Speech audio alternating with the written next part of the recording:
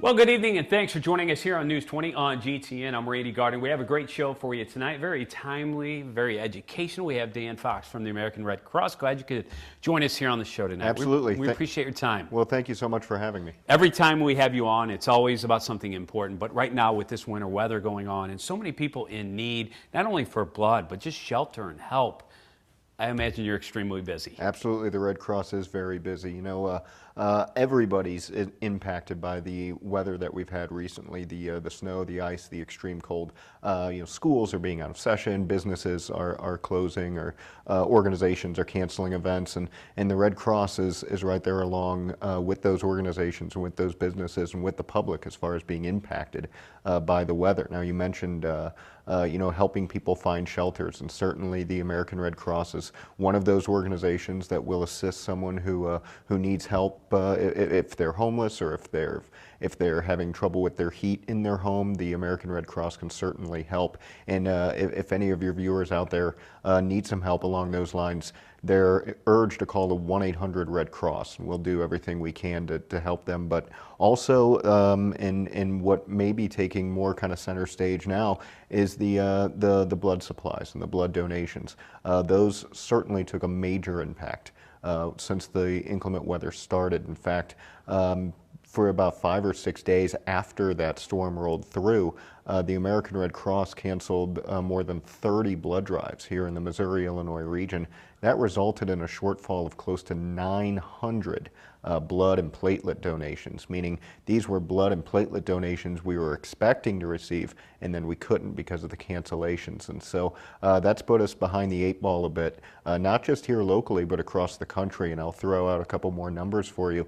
Nationwide, in almost 30 states across the country, the Red Cross has had to cancel hundreds of blood drives, resulting in the shortfall of close to 9,000 units of blood and platelets. So again, you've got almost 9,000 across the country. You've got close to 900 just here in the Missouri-Illinois region.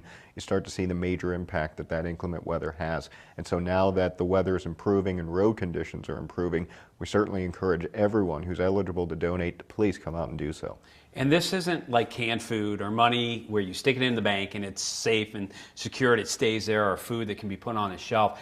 Blood has a shelf life, and when you talk about canceling these, it needs to be replenished. So how, as an organization, do you take into account as you're looking forward to these kinds of months where the winter weather might be there on shuffling blood around between maybe states and counties? That's a fantastic question, and yeah, that's absolutely what we do.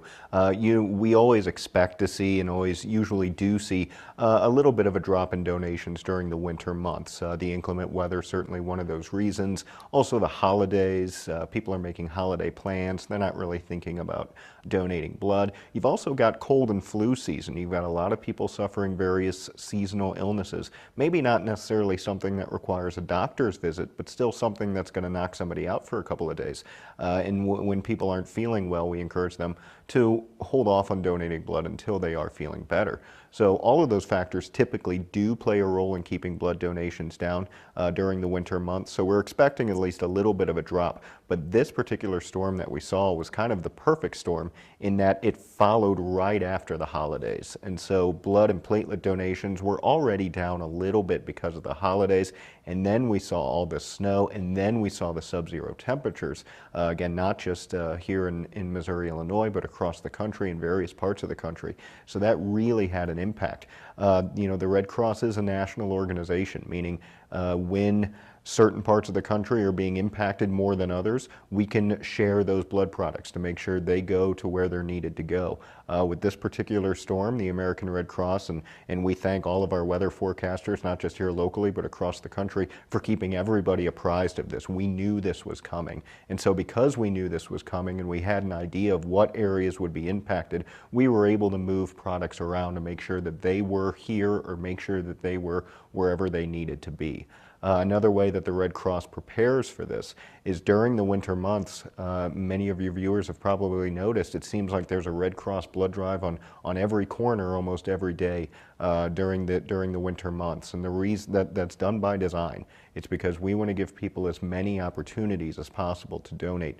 And so we schedule as many blood drives as we can, and now that now again that the weather has gotten better, we're not canceling blood drives anymore. That's the good thing, and so we've got a whole lot of opportunities to donate. And again, we encourage everyone who's eligible to please come visit us. You brought up a good topic there about if you're not feeling well, to maybe not donate blood. Is there some kind of like definite line where you say as the Red Cross, well, you're too sick? And how does an individual know that? Well, that's another fantastic question. And when people ask us about how do they know if they're eligible to donate blood, we kind of give them the all-encompassing be in good health, which could mean a lot of things to a lot of different people. So we're just talking kind of in general terms, overall good health. But certainly if you're running a fever, we would ask that you hold off on donating blood, or if you're just exhibiting any symptoms. Now's the time of year where a lot of people are showing flu symptoms. If you've got those flu symptoms, again, it might not be something that you need to call a doctor for, but if it's something where you're not feeling up to speed, you're not feeling 100%, we certainly appreciate your enthusiasm for donating. We appreciate you wanting to donate blood, but we also know that you, as well as the Red Cross, we want to make sure that those blood donations we receive are healthy and as safe as they possibly can be. And so in order to help us ensure that, we ask that if you are feeling those symptoms, wait until about 24 hours until after those symptoms have passed to come donate blood. Now, if you ever have any questions about eligibility, if we know we have a lot of blood donors or potential blood donors who are on various forms of medication, maybe it's for a seasonal illness, an antibiotic, maybe it's for something a little more long-term, maybe it's for something like cancer or what have you, or high blood pressure or any other number of things. If you ever have eligibility questions or questions about whether you can or cannot donate, we certainly encourage you to visit us online at redcrossblood.org. Give us a call at 1-800-RED-CROSS, or you can visit one of our blood drives and just talk to one of our knowledgeable staff members, and they'll be able to tell you whether you can donate or whether you should hold off. I know we talk about this every time you're on the show, but I always wanted to kind of jump back to it. Most people will say, does it hurt? The people who don't do it, they're so afraid of that needle. So, Dan, once again, does it hurt? It does not hurt, but I can empathize with those people who have that fear of needles, because I donate regularly and I'm still terrified of that needle. That's not necessarily something that's going to go away, but I think for anybody who does have that fear of needles, or anybody who's just kind of concerned about the donation process, I can kind of walk you through it and let you know what to expect. First of all, that needle is very tiny, and that pinprick in your arm is very tiny. It's something that most people who have donated blood would liken to a pinch, if somebody pinched you on the arm momentarily. But when you think about that tiny pinch, that tiny little inconvenience that within a minute you're going to have forgotten about, that can mean a whole world of difference for somebody in need. That tiny little pinprick gives us the opportunity and gives you the opportunity to donate a pint of your blood. And that 1 pint of blood could go towards helping save up to 3 lives. And so you take maybe an hour out of your day, you take that tiny little pinprick on your arm that within a few days is probably not even going to be noticeable anymore. And that small act that you might not even think very much about could literally mean the difference between life and death for not just 1, not just 2, but up to 3 people in need. Do you find that once people come, as far as feedback, they continue to become a donor? And how often can you donate? Is it once a week, once a month, once every 6 months? Sure, it comes out to once every 56 days you can donate blood. So typically if you're donating whole blood, you can donate close to 6 times per year.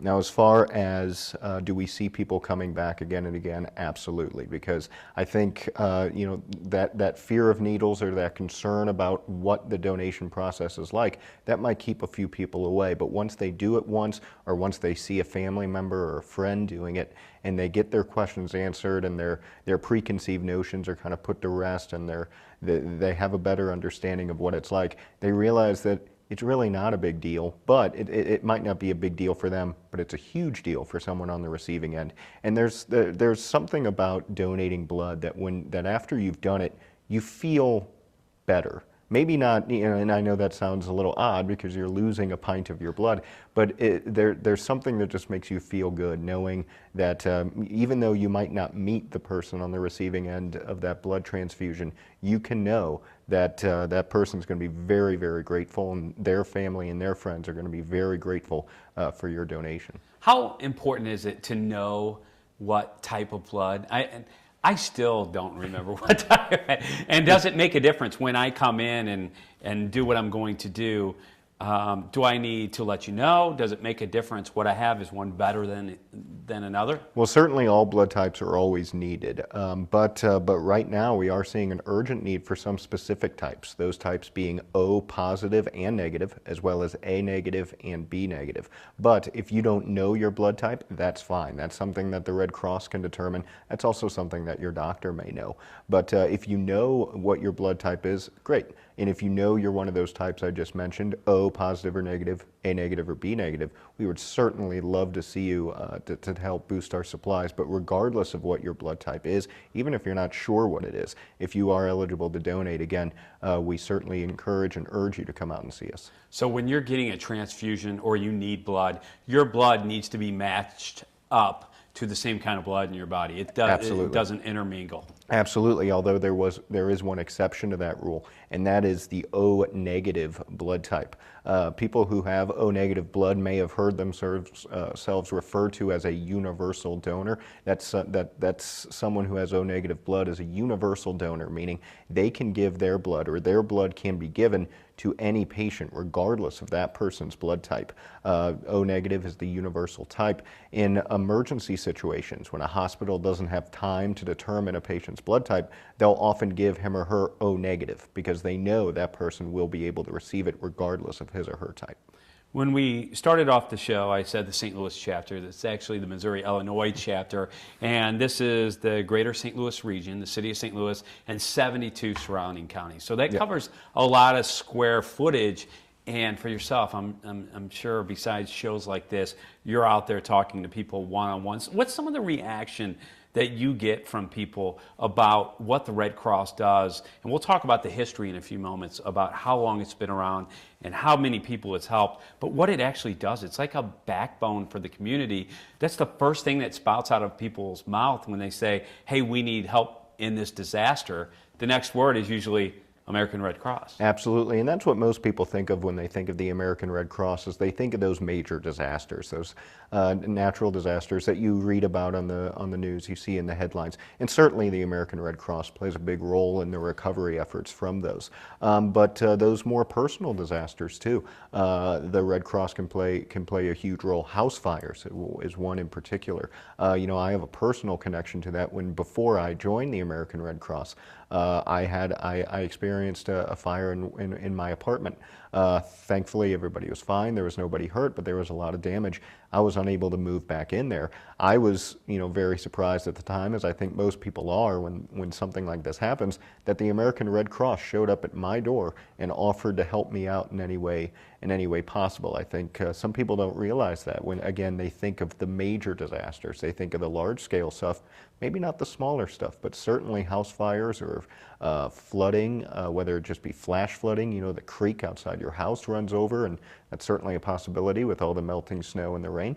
But even the smaller stuff, the Red Cross is there, and I'm glad that you said kind of backbone of the community, because the American Red Cross also offers life-saving courses, CPR courses. You might be able to get a babysitting course or a swimming lessons course via the Red Cross. And again, you can certainly donate blood via the Red Cross, and you can volunteer your time with the Red Cross to help out in those kind of disasters that I mentioned, or help out at any of the blood drives that we have across the Missouri-Illinois region. So the Red Cross is so much more than just what you see on the news. The Red Cross is certainly in your community and a backbone of your community. And that kind of brings me to the volunteer status of American Red Cross. You look at some of the bigger disasters, you see the people who are maybe traveling, doing things.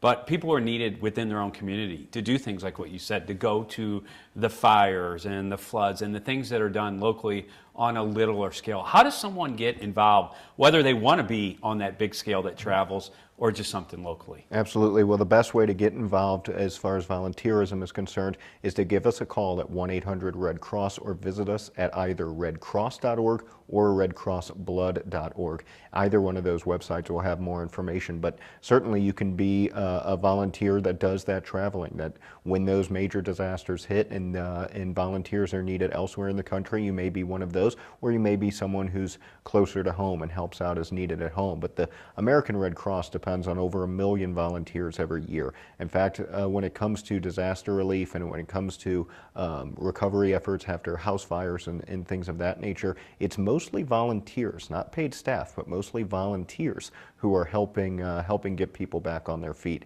And it's certainly a wonderful opportunity to not just see more of your community and help those in your community, but again, going back to what I mentioned before about feeling good. There's just that feeling that you have done something to help somebody else in need. And again, you can give us a call at 1-800-RED-CROSS or visit redcross.org or redcrossblood.org. Be happy to give you more information. Now, not to be silly here, but jump back to what we talked about before. You lose a pint of your blood. Is it a pint that Yeah, is given? Sure. When you donate blood, you donate 1 pint. However, there might be some donors out there who have said, "Well, now wait a minute. Haven't I given more in the past?" It's possible. There are certain donation techniques that we call double reds, what allows you to give double the amount of red cells that you would normally give in a blood donation. And we're able to do that through the use of a machine that, while you're donating, actually cycles some of your nutrients back into your body. So it takes out what we need, puts back what you need. So there are some donors who are actually able to give twice the amount at any donation, but typically you're giving 1 pint of blood. And how many pints are actually in your body? Typically the human body has between 10 and 12 pints of blood in it. And so after you give your 1 pint of blood, you're going to be able to function. There's no doubt about that. However, you may have a reaction, and some of our donors do from time to time, whether it be feeling a little nauseous or feeling a little lightheaded. These reactions typically pass within a matter of minutes, and that's why after you donate blood, regardless of whether you donate 1 pint or the double reds or what have you, we always offer free snacks and free food and drinks.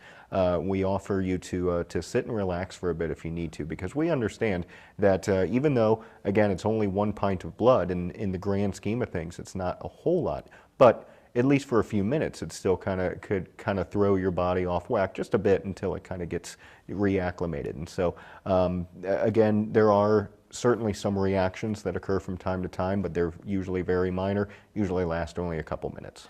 Touch on the aspect of when the drives are done in the community about the safety and security of not only the information, but things like the needle and all of that people worry about. Well, I'm at the mall and I'm doing this. Is it safe for me to do that? Absolutely, great question. First of all, before we hold a blood drive anywhere out in the community, we're going to do what we call and what is a site check. We're going to meet with whoever runs that organization, whether it's whoever owns the building or the landlord of the building or whatever organization is housed in that building. We're going to walk through those rooms or walk through the area where we'd like the blood drive to be held to make sure that it meets certain safety standards and make sure that it meets certain health requirements. And once it does, so if you go to your local shopping mall or if you go to your local church and you see a blood drive is being held there, you can rest assured that we've already done our homework. We've done the due diligence to know that this is a safe place to host this blood drive. But in addition to that, you mentioned the needles, for instance. All needles are sterile. Needles are only used 1 time. There's certainly no sharing of needles between donors. The information that you give us is confidential. The Red Cross does not share that information with anybody. In the event that when we test your blood afterwards, in the event that we see something that may be an alert that you might have an illness that you're unaware of, we will contact you confidentially and tell you the results and urge you to go see a doctor. Along those lines, every unit of blood, every pint of blood, every donation of platelets that we receive goes through testing, goes through sometimes 2 to 3 days worth of testing. And we're testing for various illnesses and diseases such as HIV, syphilis, hepatitis, West Nile. We're testing for all of these things to make sure that not only are our donors safe, but the people on the receiving end of those blood transfusions are getting the safest blood possible. And again, in the event that we were to see something in those tests that you need to be aware of, we will confidentially contact you, make you aware so that you can follow up with your doctor. Right now, here in January, National Blood Donor Month, you tout that during this month, but we want people not to forget that blood is needed at the same scale throughout the year, the way it is needed in January. As you move through the months, are there different, I don't want to say promotions because that's a bad word for it, but different incentives on behalf of the Red Cross to put that in people's mind, like with Valentine's Day coming in February? Yeah, absolutely. Again, January is National Blood Donor Month. It's just 1 month out of the year where we're able to recognize and celebrate the contributions that our donors make, and also encourage people who have never donated before, or maybe it's been a while since they've given, encourage them to come back and see us again. But certainly throughout the year, we do hold various campaigns and various other events to remind people of the important need and to encourage people to give. We're very fortunate here in the St. Louis area and across the region to partner with many of our colleges and universities throughout the school year. About 20% of the blood donations that the Red Cross receives come from drives at high schools, colleges, universities. And so during the school year, very important for us to hold as many blood drives at those high schools and colleges as possible, and we get a lot of fantastic support from the students at those schools. And then during the summer, when schools are out, we typically see donations drop again a little bit, just like we do in the winter time. We may offer any sort of number of various campaigns and sometimes gifts and things like that, just to not just remind people to donate blood, but also to thank people for making that commitment, not just when they hear about it on the news, not just in January for National Blood Donor Month, but throughout the year. Or when they hear on the news of a disaster in the country. When you look back at 2013, it seems like there were a lot of calls for action for the Red Cross, maybe compared to years past. Absolutely. We go into each year, the Red Cross goes into each year the way anybody else goes into the year, saying, knock on wood, let's hope that nothing goes wrong all year round. But we know that that's probably not going to happen. And the Red Cross preaches preparedness. We can't prevent disasters from happening. Depending on the disaster. But for the most part, we know they're going to happen at some point. And so the best way to be prepared is just that, to be prepared. Make sure that you have a disaster plan in your home. You know what to do in the case of a fire. You know what to do in the case of severe weather, especially as we get into the spring and summer and we see thunderstorm season and tornado season and things like that. Make sure that you have a disaster plan. During the winter, make sure you have something in your car in case you are to get stranded in the snow or to get stranded in the ice or the temperatures drop. Make sure that you've got, whether it be extra batteries for your cell phone, whether it be blankets in your car, rock salt, an emergency snow shovel, what have you. And part of being prepared is donating blood as well, because when a natural disaster or any disaster occurs and blood is needed, it's the blood that's on the shelves right now that's going to help those people in need. If somebody needs blood today, we can't wait 2 or 3 days for somebody to donate that blood. We need that blood now, and it's the blood that's on the shelves that's going to go to that person. Again, we can't always predict when a disaster is going to occur, but we know they're going to occur from time to time, and the best way to be prepared for those is to donate blood regularly, so that way the blood is always on the shelves. For this, usually, we talked before we went on the air. I don't do a lot of research. I try to put myself in the viewer spot and ask the questions that they want to hear. But I did some research on the history of the American Red Cross, and it goes all the way back to 1884, and then you look into as it was brought to St. Louis, and it came in 1907. So there's a long, rich history. In other words, you guys know what you're doing. Yeah, absolutely. This isn't our first go-around. In fact, when Clara Barton founded the organization back in the 1800s, it was all about, and the mission then is very much the mission now, is, and I'm going to go back to and steal your phrase, being the backbone of the community, making sure that the community, large and small, has the resources they need to recover in times of recovery, in times of relief, when those relief efforts are needed. Now, what's interesting about the history of the American Red Cross is that as far as relief efforts and disaster relief and things like that, that's something that the Red Cross has been doing since the 1800s. However, when it comes to donating blood and collecting blood, that's still somewhat new. That didn't start until the 1940s and into the 1950s. This kind of blood collection or collecting blood donations started during World War II as an effort to help the men and women who were serving in the military. And it was after the war ended that the United States said, we need something like this for our civilians. And so the first blood donation center operated by the Red Cross opened, I believe, in the late 1940s, and then eventually that trickled across the United States and into the St. Louis area and into the Missouri-Illinois region. But you're right, whether it's disaster relief, which has been happening since the 1800s, whether it's blood donations, which have been happening only since the 1940s or 50s, regardless of what it is, the American Red Cross is very good at what we do, and we're constantly getting better. We're constantly finding ways to improve the services that we offer and make sure that those services that we offer are as cost effective, as efficient, as safe as possible, and make sure that everybody who needs help gets it. As far as employees of the Red Cross and volunteers and yourself included in this, I can tell you're very passionate. Every time you come on the show, you're a wealth of knowledge. The way you speak about the organization, you know everything from top to bottom. Do you find that throughout the organization with all your employees, that this is the kind of organization that just kind of grabs hold of you and makes you want to be part of it and proud to be part of it? Yeah, absolutely. You know, there are a lot of jobs where you could go through it at 50% effort or concentration or 75% effort and concentration and get through the job just fine. But you know, the American Red Cross, whether you're volunteering or whether you're paid staff, it's not one of those jobs, because when you go into it and you start meeting people who have received Red Cross help, who have donated blood or received blood products, you start to hear those stories and you start to see the pictures and you start to hear about and see and take part in firsthand the kind of things that the Red Cross does. It really does kind of grab hold of you, and it really does kind of, it makes you feel very good about what you do, and it makes you very excited to go to work the next day, or it makes you very excited to show up if you're a volunteer, to show up for your next shift. Even if you're just, you know, answering phones at the front desk of the Red Cross office, you still get to meet a lot of people. You still get to see a lot of people out in the community coming in and asking various questions and requesting various forms of help, and you get to see the impact that the Red Cross is making.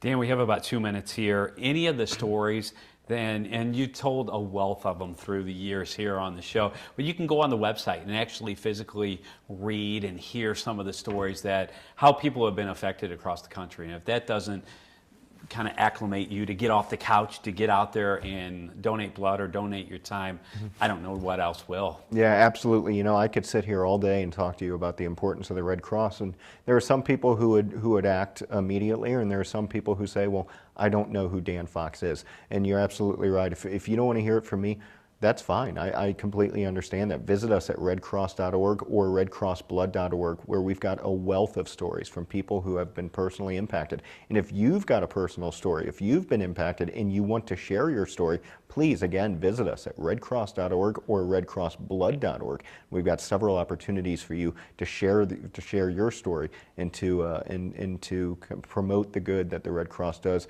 and share how the Red Cross has helped you. And not to put you on the spot, but you'll always come out and talk to an organization, right? Yeah, about absolutely. the importance, because sometimes hearing it from you makes a difference to somebody rather than hearing it from me to go donate. When they hear it firsthand from you and you're passionate about it. One more time, give everybody the information on how they can find out more about how to get involved and maybe to contact you to come out and speak. Yeah, absolutely. If you want information about donating blood, whether it's where to donate blood or if you'd like to host a Red Cross blood drive at your school, business, or organization, visit us at redcrossblood.org. For anything else related to the Red Cross, you can visit redcross.org, or you can always give us a call at 1-800-RED-CROSS. Dan, appreciate your time. Once again, Dan Fox, the Communications Manager for the American Red Cross, the Missouri-Illinois region. We appreciate your time. As always, hopefully all our viewers will get off that couch and get out there to a blood drive. We'd love to see them. Thank you. Thanks again, Dan. Thanks for watching tonight. We'll see you tomorrow night right here on News 20 on GTN. Have a good evening.